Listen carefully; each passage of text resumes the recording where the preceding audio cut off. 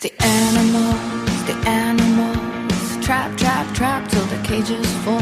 The cages fall, the day is new, and everyone is waiting, waiting on you, and you've got time.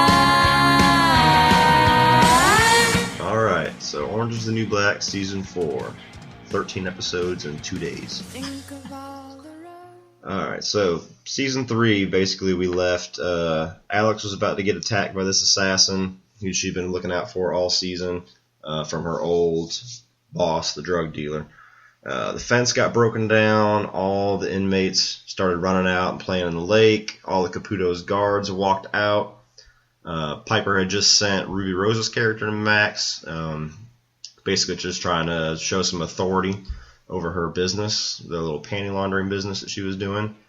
And that's pretty much the major stuff. So what was you thinking when we left Season 3?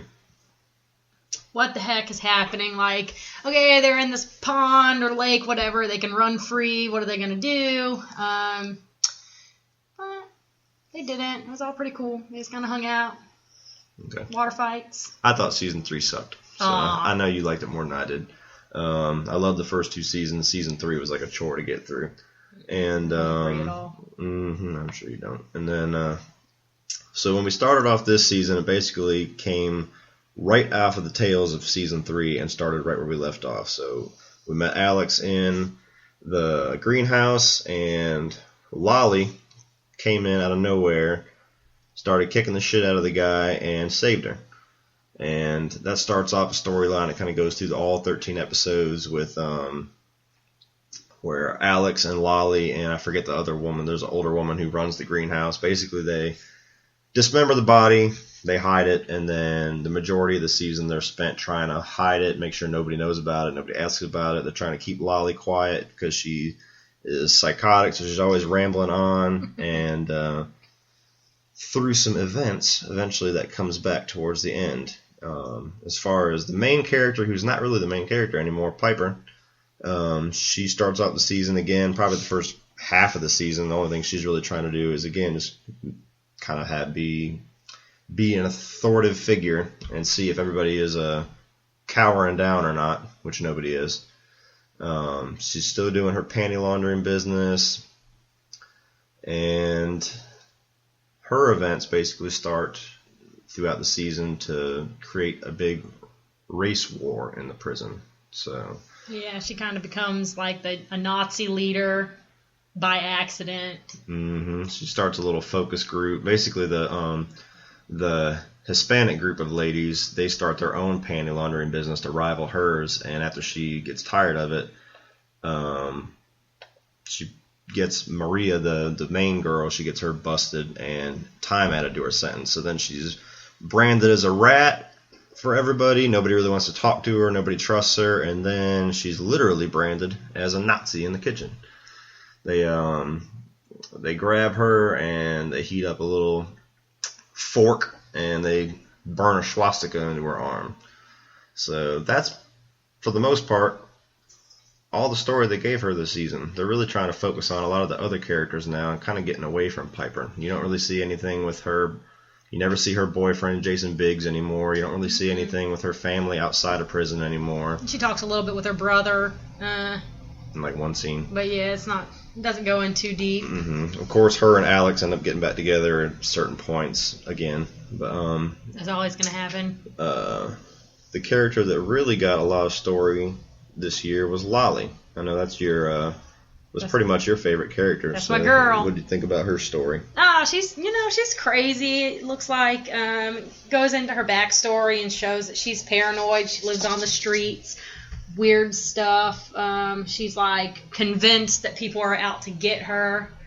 With the NSA and the CIA and NBC and CNN. All the 3 letters. Yeah, they're all against her and ready to bring her down.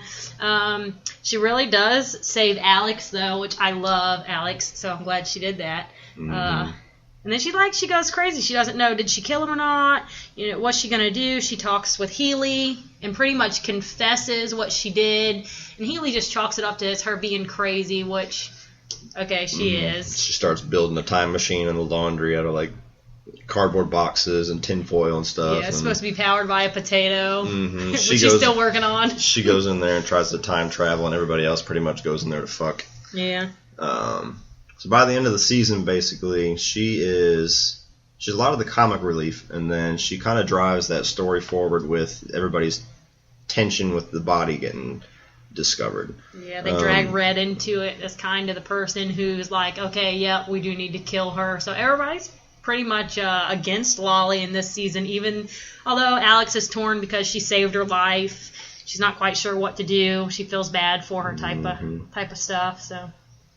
Mm-hmm. The other character that we get a lot of kind of the emotional weight with her backstory is Crazy Eyes, which is your other favorite girl. Oh gosh, so, her story's so sad. So when she starts off a season, but she's outside the fence with Kakudio, which is kind of the girl that she's her new dandelion, basically. Oh yeah, Kakudio loves her because of the sex alien story that she made up, and she's like convinced in her head that Crazy Eyes can just make this stuff up on the go, and she's like, tell me where. They find this like old guard shack or whatever, and she's tell me this story about this, and it really freaks Crazy Eyes out. This girl's she gets freaked out. She runs back to inside, trying not to get in trouble, and they've already got the fence back up, so she's outside, just basically locked out of the prison. Yeah. But a lot of her season spent where she's kind of confused about how things are going with her, and they kind of try to reconcile here and there, and they give her a backstory episode where pretty much shows that she was like this real friendly, like, you know how she is. She's almost like a kid at heart. She is. Yeah, she I mean, was we've a door seen her greeter. as a kid also. She was a door greeter and was kind of, it looked almost like Lowe's or maybe a Sam's Club, where she was kind of everybody's favorite person when they came to the door, and she's always talking with everybody and the kids, and she ends up seeing this kid that she always sees at her store at a park, and invites him to play at her house, and unintentionally basically kidnaps the kid. And then whenever he starts realizing what's going on or freaks out, she's not really understanding why he's scared and trying to chase him around and get him to calm down. He ends up falling to his death. It's a tragic story. I don't think it would have happened had her sister and her sister's boyfriend or fiance stayed, but they went away, and I feel like that kind of pushed her to that thing where she didn't know what to do, how she was supposed to fill her time. It was like a kid getting left in an adult's body. Yeah. But so that explains why she ended up in prison, which was pretty crazy. And then 911 is for emergencies, Dylan. So then later on, before I even get into that, the other really big addition this season, they have a whole truckload of new prisoners that come in. Not really any of them get any major time. They're just kind of side characters. I don't know. I would say the girl that hangs out with Piper a lot, the girl from Hawaii that kind of ends up being her bodyguard, she gets a pretty good amount of time, and she also is the reason that Piper was branded. She kind of lures her in, lures her in, and then gives her to the Mexican girls because she's just tired of her pushing her around. So, I mean, she got a pretty big part. Yeah, well, they got her, and they got quite a few of the girls who like Skinhead Kelly, and they got a lot of skinheads and a lot of Aryan national girls that kind of get a lot of screen time. And then the other kind of new addition is after Caputo's employees walk out, he has to get some new guards sent in, and basically all these ex-military guys come in. They got a guy, Piscatella, who's pretty much the leader, and these guys aren't fucking around. No, not at all. They got a lot of sadistic methods. Anytime that's like punishment, there's crazy inhumane. They make one of the characters stand up on a table, and I think she stands for like 6 days or something like that. Yeah, and the Diablo girl. Yeah, she just pisses on herself and stands there, and nobody's allowed to give her water, and they instigate fights and all kind of stuff. They actually, what I was getting to with Crazy Eyes, towards the end of the season, they have they make her fight Kakudio. Well, which is unintentional. Also, they're trying to get her to fight one of the like Nazi girls or whatever, and the Nazi girl doesn't want to fight her because they all know that Crazy Eyes is a little up there. So I mean, they don't want to fight her. But then this is also where Kakudio kind of gets getting back at her as far as like, the way she was treating her. She kind of fucked her over, so she's ready to fight her now, and so turns out bad. They're shoving her around in a circle pretty much. They're shoving Crazy Eyes, and she doesn't want to do anything. She doesn't want to do it, and then eventually they push her to the point where she just starts swinging. Yeah, she's wailing on the girl. Damn near beats the girl to death. Sends her to the infirmary. Looking like she just got out of a Rocky movie. Yep. So they have that, and then once Caputo starts getting a kind of wind of all the crazy shit that's going on with his guards, he tries to come in and be the boss and be the warden and tell him that they're not doing it anymore, and they basically get him into a spot where they strong arm him and say, hey, we're doing what we do, or we're leaving. So then he kind of gets bitched out. Well, that's a lot. Then, like, basically with all the new guards coming, so you've got like this new age people, and then you've got like Bailey, who's been around for a while, and he's kind of the kid at heart. He got out of high school not too long ago, just doing dumb shit and never getting caught for it. So that's. He's kind of like the innocent one stuck in the evil. Lion's den, kind of. And he's then the in other a way trying to kind of impress the other guards, like when he has to. He's not doing it the whole time. I mean, like I said, he's good at heart for the most of the season, but they push him a little too far. Yeah. The other major addition was Judy King. I believe the actress's name is Blair Brown. She used to be in Fringe. She used to play Nina. So when I saw her, I was like, oh, I know her. But she pretty much plays like a cross between Martha Stewart and Paula Deen. She gets sent in there. Do you remember what she gets sent to prison for? I can't recall exactly. I think it is something with a tip. So it's kind of the same thing Martha Stewart got sent to prison for. And it's also, a lot of the stuff comes up that's kind of reminds me about Paula Deen as far as, like, in the 70s or whatever, she has this puppet show, and it's got a lot of racial insensitivities. Yes, a lot of them. But Poussey is in love with Judy King, and in season 3 they find out she's coming to the prison. Everybody's super freaking excited about it all. She's this real high profile case, and then no one wants to step on her toes. Yeah, so as soon as she gets there, she gets special treatment. She gets her own room. At first it was by herself, and then eventually she gets a room with Yoga Jones. She kind of gets her own.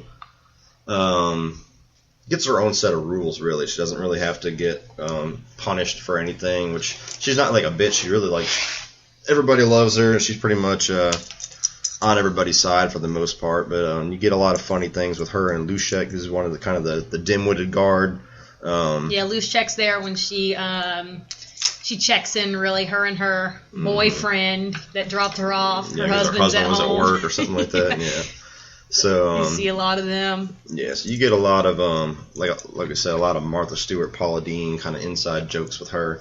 And Poussey is kind of like you said, is like her biggest fan in the world. And she's like, they start making her do like cooking seminars and all that kind of stuff. And Poussey just wants to be like her right hand, like sous chef, basically. I mean, she gets a lot of time on the little, when they're having the little meetings or seminars, whatever. She's getting a lot of that as far as being right there helping her cook. And even towards the end, Poussey's like, her and So-So have a relationship going on. So she's like, what am I going to do when I get out? How are we going to pay bills and all this? So they talk with Judy King, and Judy King tells Poussey, when I get out and when you're out, you just let me know, and I'm going to hook you up with a job. Don't worry about it. So they kind of give Poussey, who's the character I was going to get into next, they give her a lot of hope, like signs of life at the prison, and things start going good for her because she had a few rough times, especially in season 2. And unfortunately, their method with that was kind of like a cop movie where they give the guy who's about to retire in 2 days, he's probably not going to make it through the movie. Yeah. Unfortunately, towards the end of the season, I believe the episode right before the end, everyone gets tired of the guard shit, and they say, hey, we're going to do a protest next time they start this. So they're in the lunchroom, and they start going crazy on the prisoners. They're really messing with Red over that. The top, they're not letting Red sleep, and Piscatella ends up pushing Red down, and no matter the race, pretty much everybody looks at Red as kind of like the elder there. So everybody kind of jumps up to help her, and then they start doing their little silent protest. And after that, Crazy Eyes starts freaking out, and then the guards start getting on Crazy Eyes, and nobody knows what's going on. Well, I don't know if it was so much that Crazy Eye is freaking out, but... Well, she was still kind of freaking out over beating the shit out of Kakudio, so she was just, people were, whenever they started grabbing people, she started going nuts, and then Pusey comes over to try to help, gets held down by Bailey, and then in all the confusion with him trying to hold her down, and Crazy Eyes is freaking out, basically he ends up smothering her to death by accident. Yeah, that's kind of like a suffocation as far as she gets crushed, he really. Just holds her down with his knee until she can't breathe anymore. Yeah. So, she's a tiny little girl, and he's a big, well, it was Bailey, so he's not that much bigger, but yeah. So then all the race wars that they've been kind of building on all season kind of gets sent into the red. But now it's that... Like, Pusey dying kind of brings them all together is really what it does. You know, you got all the black characters who are kind of a main group in the prison that just kind of... Well, they're mourning her. They start looking away from race, and they start looking at it more as prisoners versus guards, like they're their own race. So then they start looking at kind of how things aren't fair, and what they can do. It turns into almost like probably the last half an hour of the show kind of turns into almost like a Rodney King type thing, where everybody's waiting for the verdict, and they got the company that owns the prison now is pretty much trying to tell Caputo how to spin the story, like Pusey was violent and kind of provoked it. And, but they can't find anything in that. So then that's when they start turning their sights to Bailey, and they're just like, oh, this kid was headed for trouble. And so they start spinning it where the guard, like, you know, the kind of like all the stories you see in today, which is kind of where they're getting a lot of the inspiration for that story is like, oh, the cop went too far, so we got to blame him, and they start kind of spin it that way. I see a lot of the Sandra Bland or whatever her name was. She gets left on the floor for hours, and Pusey's left there for like a day and a half before anyone even finally carts her off. So they're kind of trying to make their own little statements on some of the things in today's society. But so when we leave this season at the end, basically, is Caputo is getting ready to make his statement on live TV, and he goes against what they wanted him to do and defends Bailey and says that, you know, he defends his actions and fails to mention anything about Pusey, which pisses off Tasty.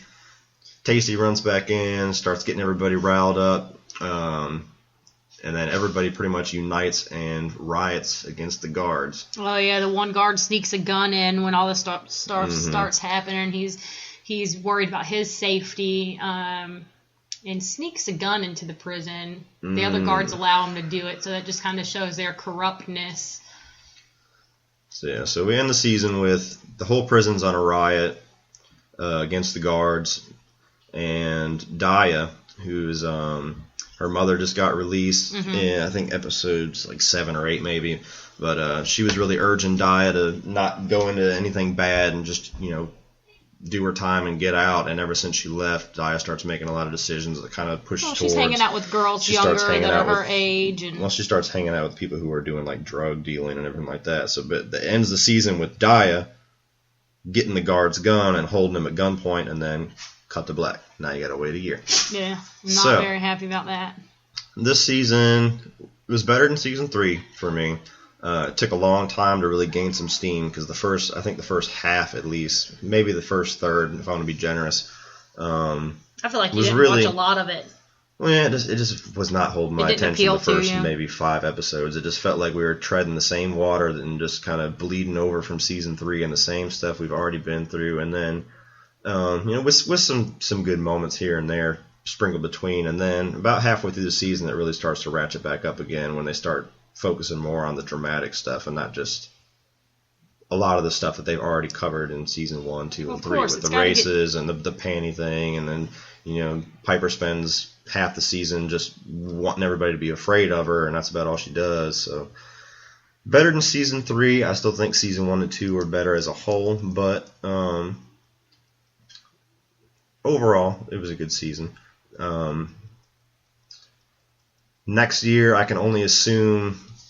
I'm hoping it's not going to be something where the first episode, all the riots and everything is resolved. I almost want to see a whole season where this prison's almost like under siege. Well, next year it's going to be hard, too, because now they're doing all the construction here in this season to build up another unit to house more people, which Caputo has nothing... or no idea this is happening. His girlfriend, who's some other person for MCC. She knows a lot about it, but he's just completely left in the dark about this. So they're going to bring in a lot more girls, which is going to cause so much more trouble. Right now they're already overpopulated, and they've doubled in size.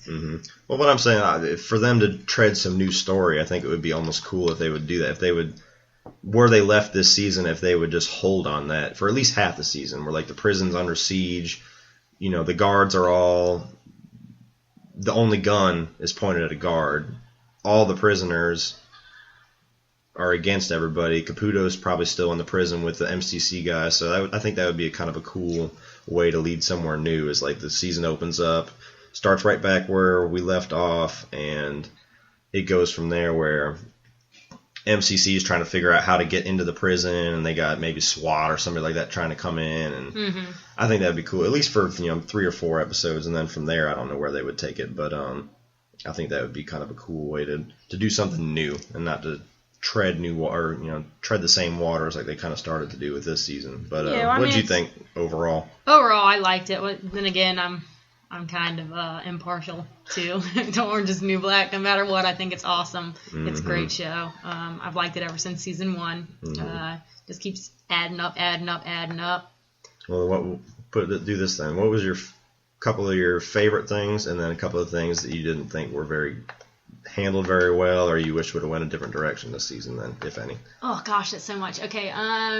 Start with what you liked. So I love Lolly. I love how much stuff they give her in this season. I like kind of how, not really Alex taking her under her wing, but in a way she's not letting anybody hurt her. She's trying to talk with people. The one older lady wants to kill her, so she goes to Red and gets Red involved, trying to save her. So I really like the whole thing with her. I did not care for so much of So-So. I don't like her. Just her character doesn't appeal to me. She was one of the few characters this season that didn't get a whole lot to do. So-So didn't get a whole lot to do. Well, Pensatucky. It did. It went a lot into her backstory as well, as far as when she was doing the whole volunteer work, trying to get a park built, and she has to go and talk to this rapist. So she tries to understand people a little bit more, which also plays into the show when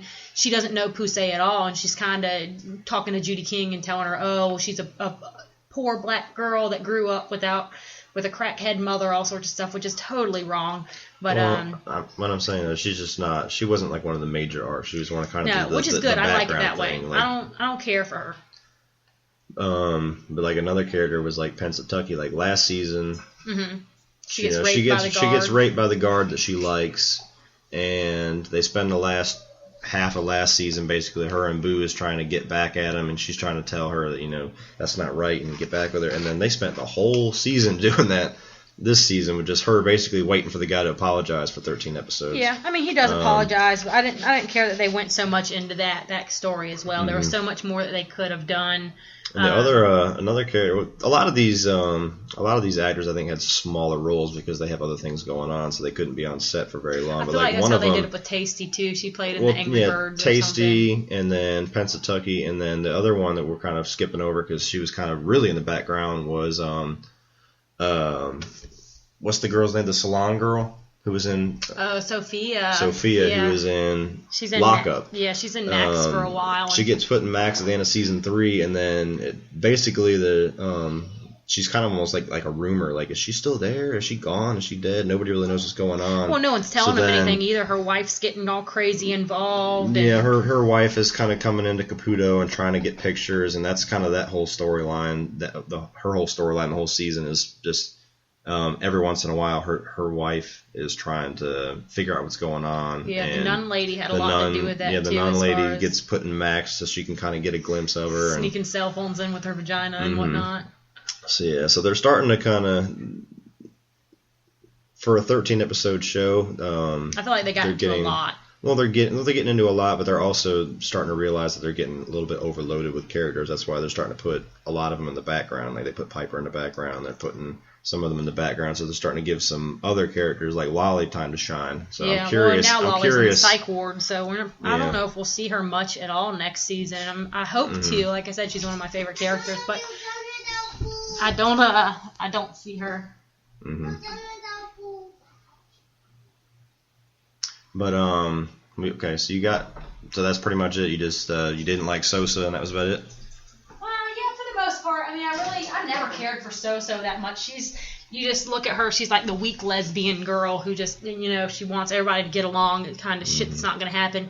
I liked Judy King's character, and I like how they gave Luschek more so to do. Last year, he was really the villain as far as getting Nikki put into lockdown, and so this season he comes back, he talks with Judy King a lot, and they get her out.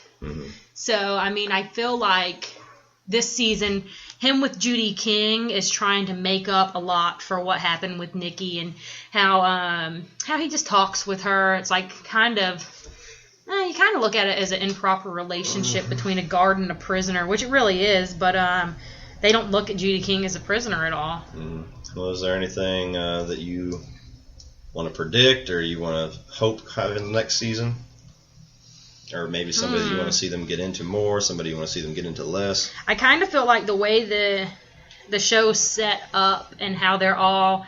It's really an open prison. They don't have cells. They kind of go around wherever they want. I mean, we even see how the meth heads are out in the courtyard drinking the hooch. So, I mean, they kind of have free range of everything, and I feel like that's going to change a lot next season. So I'm thinking next season's kind of going to be lockdown. They're going to make a lot more improvements, whatnot, to the prison. I feel like right now, in the other seasons, they kind of had a diversity of guards. Like they had, a white lady, they had a black lady, they had black guards and white guards, all sorts of stuff, men and women. And in this season, it felt like there were only white guards. So I think that might be something that they try to pull into as far as having different races as far as guards and the way that they pick them. I don't feel like that's a job you can just throw anybody in at. So I feel like I said, a lot of improvements made to the prison. More, I guess, background checks and stuff as far as staffing. You sound like you're running your own prison. Right? I know, right? This is the changes we're going to make. This is what we're going to do. I guess, I don't know how to say it. Just, I guess, get it under control. It's fucking wild right now. All right. Well, that was our review of Orange is the New Black Season 4.